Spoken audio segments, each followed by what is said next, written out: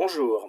L'objectif de cette petite démonstration, c'est de vous montrer que grâce à l'outil Informatica Product 360, vous allez pouvoir considérablement simplifier votre processus de référencement de données produits. Donc pour cela, en fait, la solution propose une première interface qui est vraiment à destination des fournisseurs de données produits, donc qui s'appelle Product 360 Portail Fournisseur ou Supplier Portal.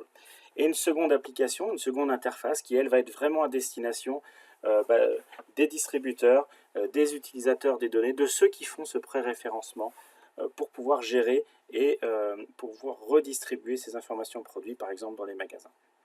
Donc tout d'abord, le scénario est assez simple, hein. L'idée c'est je suis un fournisseur de données, je vais envoyer au travers du portail fournisseur mes nouveaux catalogues de produits alimentaires à mon redistributeur et ce dernier va pouvoir les revalider ou ne pas les valider d'ailleurs au choix.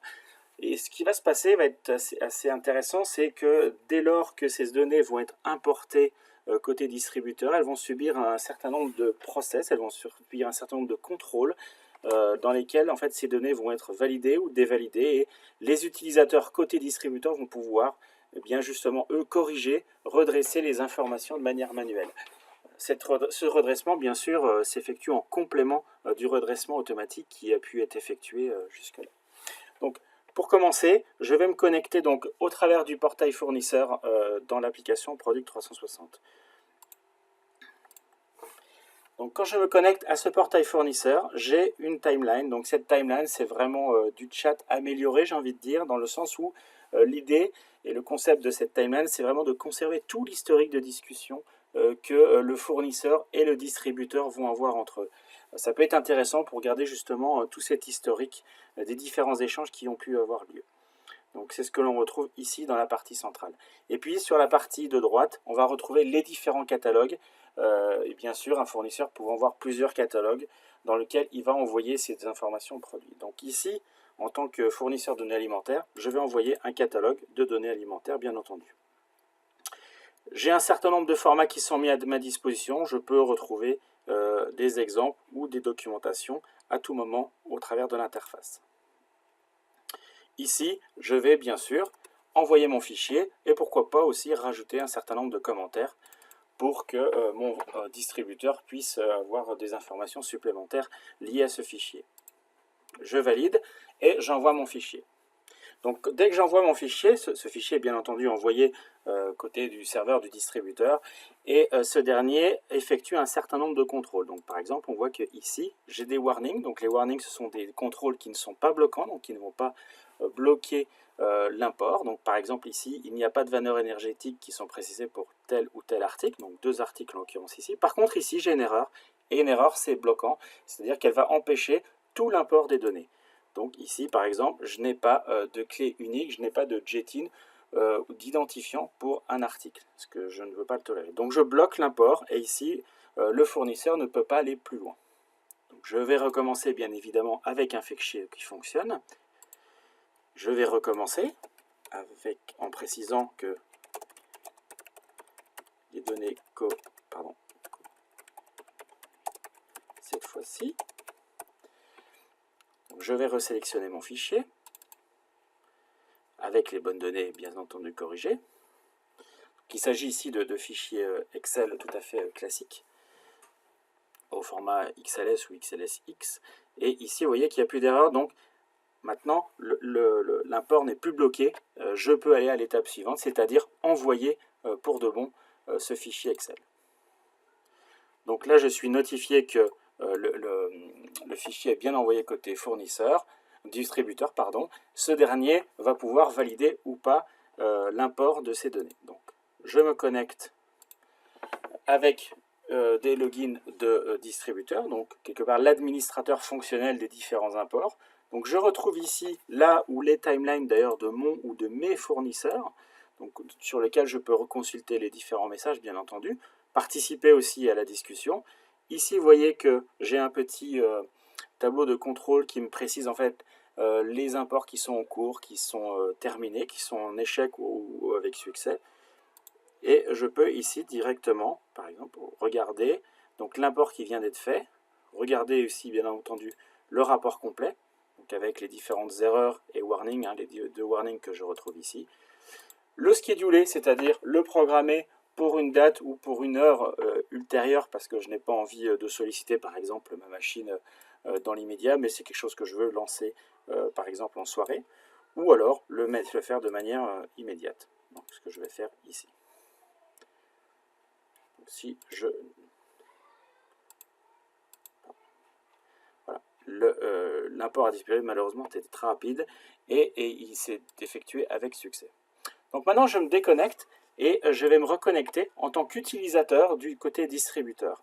Et là en fait je vais constater en fait tout le déclenchement du processus, du workflow qui s'est mis en route suite à l'import de ces données là. Donc je me connecte en tant que Agnès Giusto qui va elle-même en fait sur sa page d'accueil constater les différents effets qu'il y a eu sur l'import de ces données.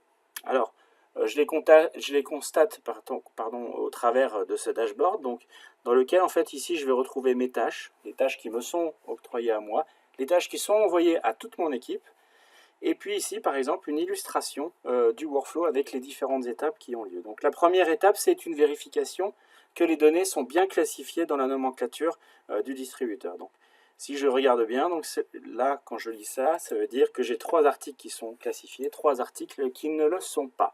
Et ces 3 articles qui ne le sont pas ici vont se traduire par l'envoi d'une tâche à un utilisateur, donc en l'occurrence moi ici. Donc si je clique sur cette tâche, un nouveau écran apparaît avec les 3 articles qui sont en erreur, qui ne sont pas classifiés et que je vais devoir classifier. Donc chaque écran de tâche en fait est un écran spécialisé dans lequel en fait je vais pouvoir effectuer la tâche proprement dite. Donc ici, si je prends filet de poulet, je vais pour le classifier dans jambon de volaille, dans ma nomenclature ici. Les olives vertes, on va dire que c'est côté apéritif. Donc je vais classifier ici par simple drag and drop. Et les carottes râpées, je vais pouvoir les classifier directement ici dans salade et entrée. Alors j'aurais pu évidemment sélectionner par simple navigation, un peu comme à la Windows. J'ai terminé mon travail de classification, je valide ma tâche pour que le processus puisse refaire les contrôles, en l'occurrence ici de classification, et puis le cas échéant, effectuer la suite des contrôles.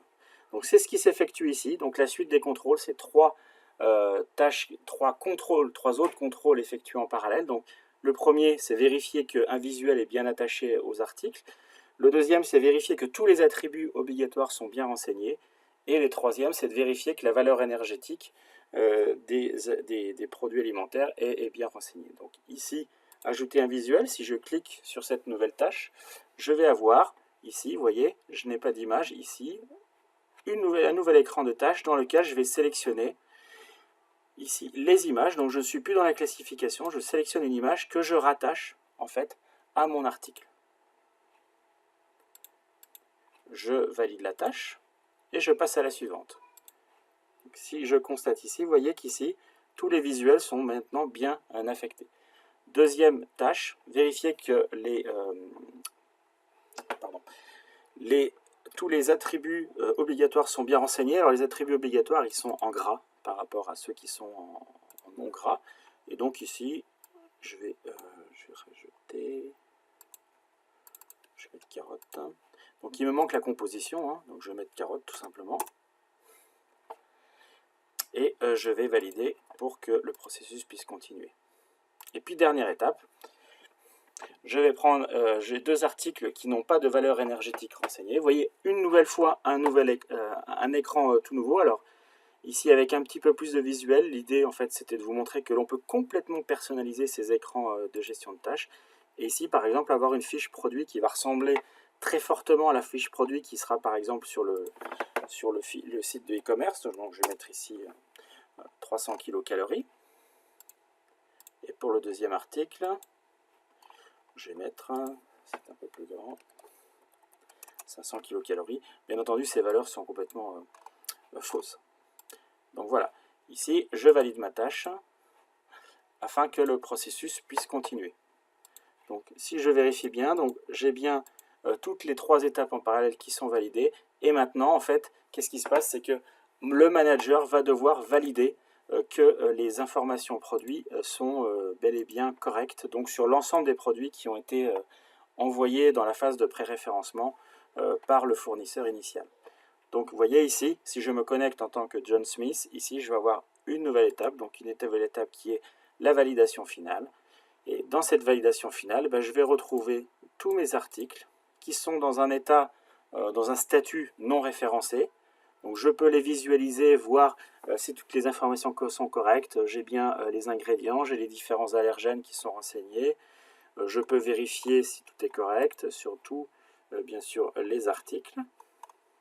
Rajouter, pourquoi pas aussi. Renseigner, corriger certaines informations. Et sélectionner en masse donc les différents articles et pourquoi pas changer le statut afin que le pré-référencement puisse avoir lieu. Voilà, maintenant on a le processus de référencement est j'ai envie de dire terminé du côté du distributeur et ce dernier va bien évidemment pouvoir naviguer dans les informations produits pour effectuer des modifications. Alors, cette navigation s'effectue principalement avec les différents icônes sur le panneau de droite. On peut bien sûr naviguer par nomenclature, donc c'est ce que l'on va retrouver ici, dans la même nomenclature qui était proposée évidemment dans les tâches de classification.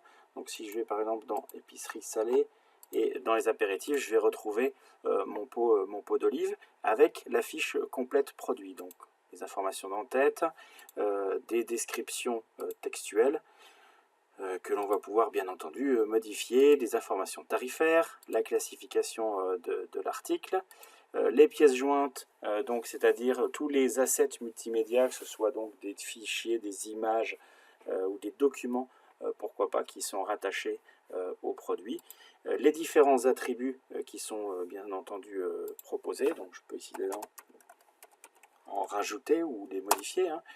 Ce qui est intéressant, c'est que à cet effet, on peut tout à fait avoir des contrôles ou des règles qui sont déclenchées, par exemple, à la modification. Vous voyez ici, j'ai rajouté, par exemple, un allergène, moutarde. Cet allergène a été automatiquement rajouté dans la liste des allergènes et il a même été standardisé ici avec une règle extrêmement simple qui était de mettre la première lettre en majuscule. Je peux créer des kits et des composants, donc des ensembles de produits regroupés les uns avec les autres, ou tout simplement avoir des articles qui sont reliés les uns aux autres par des informations d'upselling, de cross-selling, de remplacement, ou tout autre type de lien que l'on pourrait créer entre les informations produits. Si je retourne sur l'aperçu, donc je vais avoir bien entendu, je peux avoir différentes vues, donc ici par exemple retrouver mon article. Il appartient donc ici à deux hiérarchies, il se référence à deux autres produits, donc avoir une notion de navigation qui là sort de l'aspect nomenclature pour aller vers une navigation de lien par lien vis-à-vis des différents articles, ou retrouver ma fiche produit complète, telle qu'elle va apparaître par exemple sur le site de e-commerce sur lequel je vais l'exporter. Donc c'est ce qu'on retrouvait tout à l'heure aussi dans la fiche de validation. Et on va pouvoir ici, par exemple ici, rajouter même des notions de mise en page, de mise en ligne, avec du texte enrichi. Donc bien entendu, toutes ces modifications sont impactées directement après sur les attributs qui sont modifiés. On va retrouver bien entendu la notion de recherche à critères, tout à fait traditionnelle. Donc on va définir différents critères, des attributs, par exemple sur les articles ou des descriptions, n'importe. Mais aussi, peut-être plus intéressant, la recherche à facettes qui va permettre d'effectuer une recherche indexée sur tous les attributs, toutes les informations autour de produits. Donc je fais une recherche sans a priori sur un mot-clé, un petit peu à la Google, et après je vais avoir différentes facettes pour affiner mes recherches. Ici je vais prendre que les données ERTA par exemple. Voilà, je vous remercie, c'est fini pour cette petite vidéo qui vous a montré comment justement Informatica Product 360 pouvait vous aider à définir et simplifier votre processus de pré-référencement.